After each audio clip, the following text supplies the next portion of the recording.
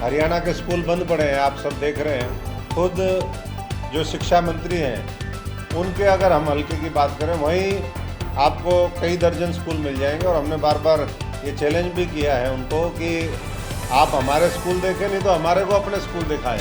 और आज ही कहीं हम डाटा देख रहे थे कि पिछले 9 वर्ष में करीबन 14 लाख लोगों ने फार्म भरे और नौकरी कितने लोगों को मिली? सिर्फ 4000 लोगों को नौकरी मिली। सब जैसा जानते हैं, 15 सितंबर से हमने हरियाणा के अंदर आम आदमी पार्टी का परिवार जोड़ो अभियान शुरू किया था और लगातार हमारे सभी साथी, पार्टी के जितने भी पदाधिकारी, नेता, हमारे महत्वपूर्ण कार्यकर्ता, वो हरियाणा के घर घर में जाने का लगातार हमारा प्रयास कर रहे हैं। करीबन अभी तक हम 4000 से ज़्यादा वार्डों के अंदर, गाँवों के अंदर परिवार जोड़ो अभियान के माध्यम से पहुँचे हैं और 10 लाख से ज़्यादा परिवार अभी तक हमने टच किए हैं।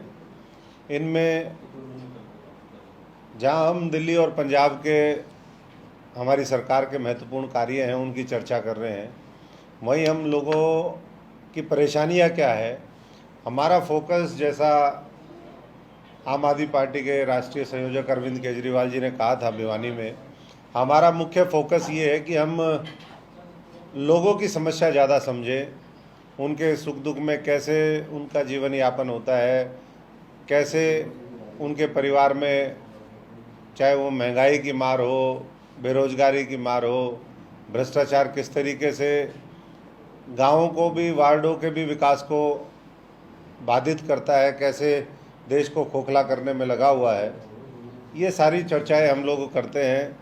जो महत्वपूर्ण सामाजिक कार्यकर्ता हो, कोई किसान लीडर है, कोई अलग अलग फील्ड से लोग हैं, रिटायर्ड अधिकारी कर्मचारी है, हर व्यक्ति, क्योंकि हम तो ये मानते हैं कि हर व्यक्ति आम आदमी पार्टी की सोच से अपने आप को जोड़ करके महसूस कर सकता है, क्योंकि ये साधारण परिवारों के लोगों की पार्टी है, उसी सोच को प्रतिबिंबित करती है जिस सोच को इस मुल्क का आम आदमी, आम जनता उसको सोचती है।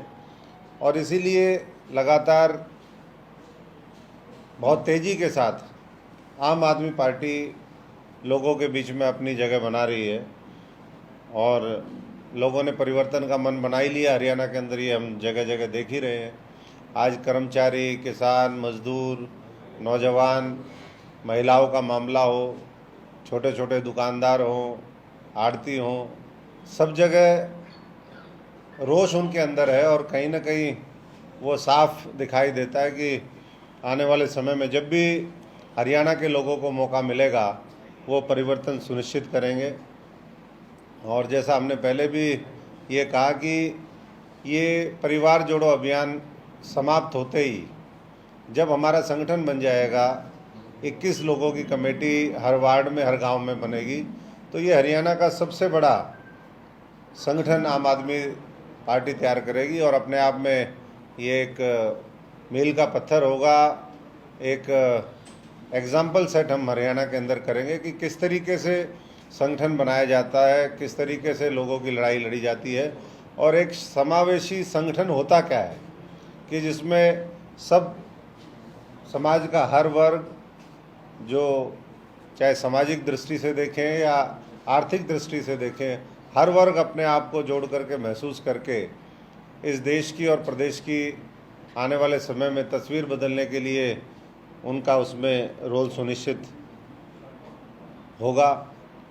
जो मुद्दे हमारे हैं, अभी अरविंद जी ने कल ही पंजाब के अंदर स्वस्थ क्रांति की शुरुआत करी, भगवंत मान जी और दोनों ने मिलकर के नए हॉस्पिटल वो जनता को सुपुर्द करने का काम किया है। पिछले दिनों स्कूल, अच्छे स्कूल किस तरीके से बन सकते हैं, तो हर विधानसभा स्तर पर एक वॉर फुटिंग में पंजाब में, दिल्ली में काम चल रहा है ताकि अच्छी शिक्षा और स्वास्थ्य की सेवाएं। एक तरफ हरियाणा के स्कूल बंद पड़े हैं, आप सब देख रहे हैं। खुद जो शिक्षा मंत्री हैं उनके अगर हम हल्के की बात करें, वहीं आपको कई दर्जन स्कूल मिल जाएंगे। और हमने बार बार ये चैलेंज भी किया है उनको कि आप हमारे स्कूल देखें, नहीं तो हमारे को अपने स्कूल दिखाएं।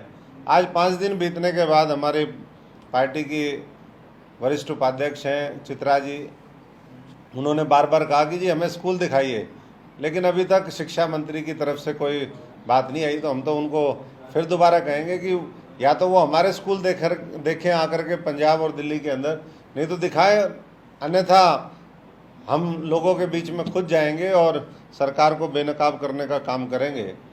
जो बिजली का आंदोलन हमने चलाया, बिजली आंदोलन के माध्यम से जो बातें हरियाणा की जनता के समक्ष हमने रखी, वो लोगों को अब धीरे धीरे सरकार पहले 2 महीने पे बिल लेकर के आई, अब पूरा बिल्स में मैनिपुलेशन कर दिया है ताकि बिल कम दिखाई दें। बिल पहले से ज़्यादा भारी बिल आ रहे हैं, जनता के ऊपर उसका भार पड़ रहा है। बिजली के बिल देने में जनता सक्षम नहीं है, लेकिन सरकार ये दिखा रही है कि नहीं भाई, हम बिजली के क्षेत्र में हम राहत देने का काम कर रहे हैं। तो ये जो चीज़ें हैं ये सब जनता के सामने है। और आज ही कहीं हम डाटा देख रहे थे कि पिछले 9 वर्ष में करीबन 14 लाख लोगों ने फार्म भरे और नौकरी कितने लोगों को मिली? सिर्फ 4,000 लोगों को नौकरी मिली। तो ऐसी स्थिति इस हरियाणा के अंदर है कि 14 लाख में से सिर्फ 4,000 को ही नौकरी मिली हो। 14 लाख में से 4,000 है, 40,000 तो गलती तो नहीं है? नहीं, गलती नहीं है।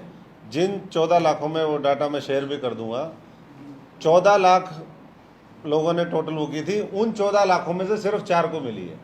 और दूसरे हो सकता है कोई पात्रता का वो फर्क हो मामला, दूसरे उसमें ज़्यादा नौकरी मिल गई हो, लेकिन ये जो लोग हैं 14 लाख नौजवान, उनमें सिर्फ 4 को नौकरी मिल पाई है। तो ऐसे में बेरोजगारी का मामला है, तमाम दूसरी चीज़ें हैं, जो फैमिली आईडी का है, परिवार पहचान पत्र है, राशन कार्ड है, उनमें लगातार कटौती होती जा रही है। तो ऐसे में गरीब आदमी का जीना मुश्किल हो गया है। एक राशन कार्ड की अगर शॉप की बात करें तो एवरेज 15% से लेकर के 30% राशन में कटौती कर दी गई। दूसरी तरफ सरकार कह रही है कि हमने तो, ये मैं जनता के मुद्दे बता रहा हूँ। आज अस्पतालों में डॉक्टर नहीं है, दवाइयाँ नहीं है, प्राइवेट में जाना पड़ता है, वहाँ बिल इतने भारी आ जाते हैं कि अगर कोई सीरियस कोई बीमारी है तो व्यक्ति अस्पताल से जिंदा नहीं लौटता है। और उसके बाद जो शोषण शुरू होता है प्राइवेट हॉस्पिटल्स के द्वारा, वो भी बहुत चिंता का विषय है। तो इन तमाम मुद्दों के ऊपर हम सरकार का ध्यान भी आकर्षित करना चाहते हैं कि सरकार ये जो मुद्दे हैं, जो बेसिक ज़रूरतें हैं हरियाणा के लोगों की, उनको एड्रेस करे। बाकी हमारा अभी परिवार जोड़ो अभियान और 15 दिन चलेगा। इसके बीच में क्योंकि अब मंडियों में आवक शुरू होगी है, बाजरा और धान तमाम जगह खरीदे नहीं जा रहे, कहीं नमी का नाम ले करके वो मामला शुरू है। तो एक और नया मामला जीपीएस टैगिंग का भी शुरू हो गया है कि जो उठाने के लिए ट्रक आएंगे उसमें जीपीएस लगना अनिवार्य है। उसकी वजह से भी मंडियों में बहुत ज़्यादा अव्यवस्था हो गई है।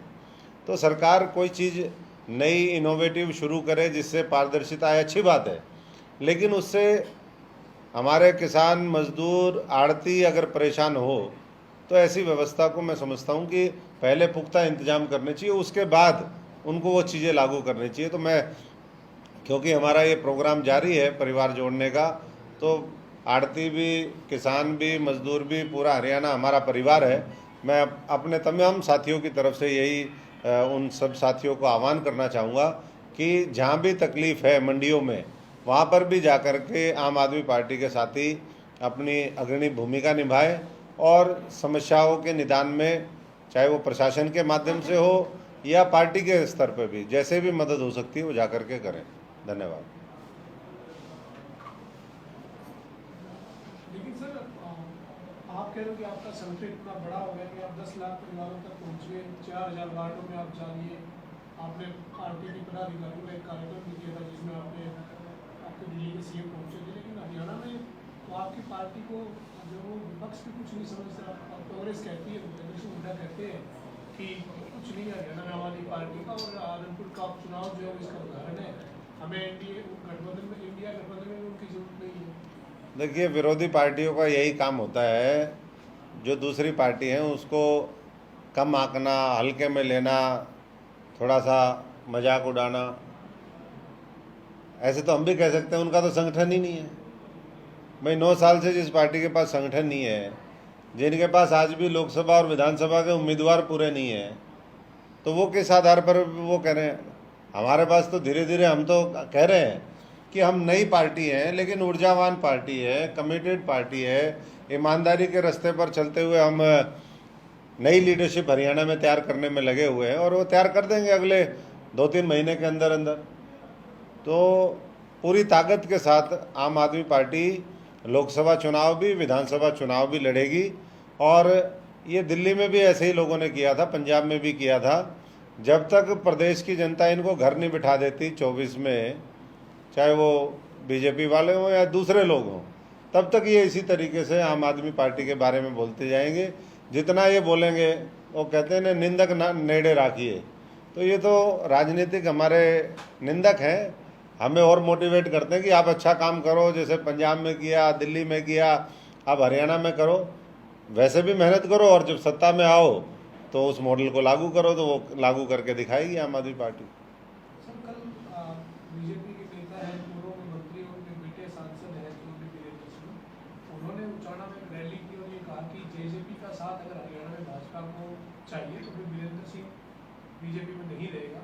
कांग्रेस बीजेपी जेजेपी का गठबंधन है हरियाणा में सत्ता में, और एक उनकी पार्टी का नेता एक बड़ा कार्यक्रम करके इस तरीके की चेतावनी पार्टी को देता है। आप किस तरीके से देखते हैं सर हरियाणा में गठबंधन सरकार को और एक पार्टी के नेता की बयान? देखिए, वैसे तो ये बीजेपी का जेजेपी का अंदरूनी मामला है, लेकिन उन्होंने तो स्पष्ट कर ही दिया। बीजेपी ने जब उनके दिल्ली में एनडीए के घटक दलों की मीटिंग हुई, तो उन्होंने स्पष्ट कर दिया था कि उनको जेजेपी की ज़रूरत है और दोनों मिलकर के चुनाव लड़ेंगे।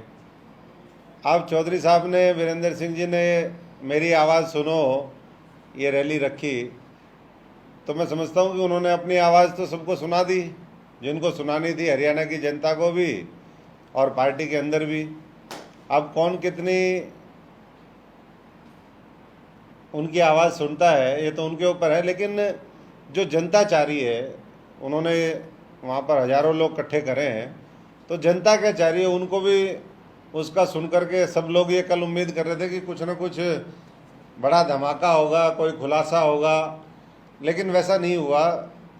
तो राजनीतिक जो विश्लेषक हैं उनको थोड़ा मज़ा सा नहीं आया। तो हम तो यही कहेंगे कि जब मन बन गया है तो फिर ऐसी जगह रहना क्या है। और सर, ये आपकी वो कहते बार बार कि मेरी आवाज़ सुनो, तो आपकी पार्टी भी विचार कर रही है उनकी आवाज़ सुनने पर, या आने वाले दिनों में कोई इस तरह की कोई मुलाकात हो सकती है सर आपके? देखिए, आम आदमी पार्टी क्योंकि ज़मीन पर, धरातल पर काम करती है, तो हमारे पार्टी के जो आँख, नाक, कान सब खुले हुए हैं, और उनकी भी आवाज़ और जनता की भी आवाज़ वो सब पार्टी सुनेगी। और सही समय पर जब इस तरह की कोई बातें होंगी तो उस पर, अभी तो खैर इस तरह का कोई कम्युनिकेशन आम आदमी पार्टी के साथ नहीं हुआ है, लेकिन जिस तरीके से कल उनके मंच पे चर्चाएं हुई, उससे ये ज़रूर लगता है कि इस सरकार के अंदर भ्रष्टाचार है, ये सरकार किसान विरोधी है, ये नौजवानों के खिलाफ काम कर रही है, ये गरीब के खिलाफ काम कर रही है। जो बातें आम आदमी पार्टी जनता से सुन रही है और जनता के बीच में जाकर के जो हम सुनते हैं, वही बातें वहाँ पर उठी हैं। जब लोगों ने अपनी आवाज़ सुना दी तो फिर मैं समझता हूँ कि फैसला होना चाहिए कुछ ना कुछ।